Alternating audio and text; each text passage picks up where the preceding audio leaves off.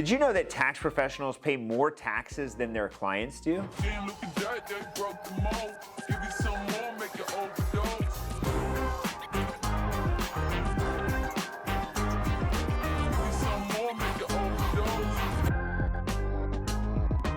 The biggest tax that tax professionals pay today is undercharging for their expertise. You're not just losing money, you're losing clients who'd pay you even more. You're gonna wanna do pretty much anything to make money, and in fact, that compromises your ability to charge what you're worth in most cases. A good example is if you ever had a client come in and you quoted them a price, either on a tax return or bookkeeping, 6 months pass by and they never come back, they don't do business with you, and all of a sudden they reach back out to you. And at that 6-month mark, they ask you, hey, I'd love to move forward. And you're like, man, I wonder how much I charge them. You don't remember because most of the time we are winging it. We are making the price based on the time of year, based on our urgency, and that causes you to never really get paid what you're worth. There's no standardization. There's always just this up and down. And what I've seen most than any is that this is what really compromises value for someone. Because if you can't charge what you're worth, and every time you charge less than that, you're devaluing yourself. And you're causing yourself to be stuck in this either low paying or low valued, or in some cases low respected position. You see, premium advisory is the way to go. And when you start charging what you're worth, people all of a sudden respect you more. It just means that the appearance of value becomes more apparent when you charge what you are worth. And as a tax advisor today, charging is the #1 game. I always am an advocate for not just charging more, but be worth more. And the way we do that is really to turn the thought of making our business transactional, whereas in advisory, we become transformational. And that transformation is caused because of the value that they pay. For some reason, it's weird, but when people pay more, guess what? You pay more attention to them. But in order for you to really cement the value you deliver and charge what you're worth, we have to tie what you do, the transaction that you formerly did, to the transformational results that you're going to have for your client. You see, saving somebody $20,000 is just such a different outcome of results than just meeting a deadline. And that's typically what we've done in the past. And deadlines need to be met. I'm not against that. But isn't that just part of the game?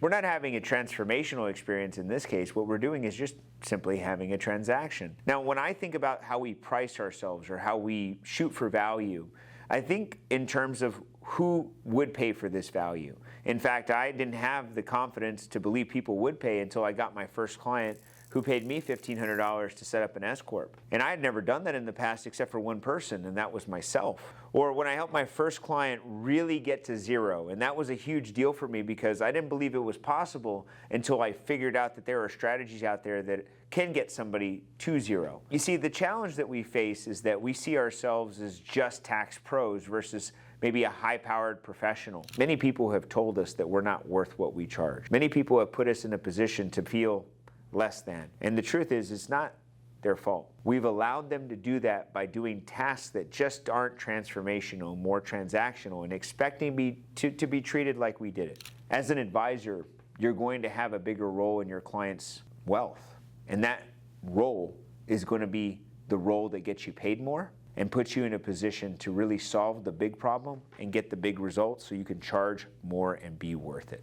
Here's the next challenge you're going to face is that we tend to get clients who hire us for one thing but then expect us to go into different scope of work. Shouldn't I just help them? Should I answer these questions? Is this part of what I do? If you're going to charge a premium price, at least be very clear with expectations and boundaries. In fact, I just got off a call with an advisor and he says to me, David, this client has now become very demanding with me. And I said, well, there's two things that probably occurred in the beginning. Number one, did not set the right expectations. And number two, you probably did not, and this is very key, you probably did not set the boundaries of what your service agreement stated. And the way you set them is to be very clear. Just ask the question, what do you expect from me in this relationship? And then make sure you're willing to accept those boundaries, those roles. And if you are, then you're okay. You can set those limits so that you can keep that price where it needs to be. I said, if you keep on getting people demanding this, then you actually undercharge. You need to charge what you're worth and keep yourself limited to what really is needed to be done. And that's how you protect the price that you're going to charge. It's so important that you find your value, you charge what you're worth, and you become the advisor that your clients need, giving them the results. And this is something that I love doing, especially at our workshops. I love coaching through this process because I see so many advisors struggling with the pricing of their services and undervaluing themselves and setting themselves so far back that when they try to move forward, they're like, it's impossible. I've been here, David. I've tried to do this. They won't pay me. They will. Trust me. Follow the framework I shared here. And of course, if you like this channel and you want to get more content just like this that'll help you grow and scale your tax advisory business, just subscribe below, or more importantly, leave a comment and I'll comment right back and let you know what I think. Thanks. See you soon.